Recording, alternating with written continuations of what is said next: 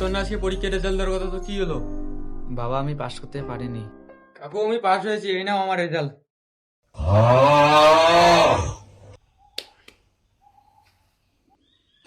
দেখি,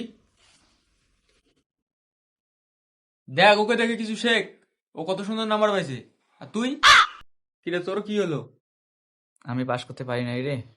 দেখ দেখ কিভাবে বলছে, একটু মানে লজ্জাও করে না। বাবু তুই তোর একটা পা ধোয়া জল ওকে একটু এনে দে তো। Mandado me chamar. Eita porra!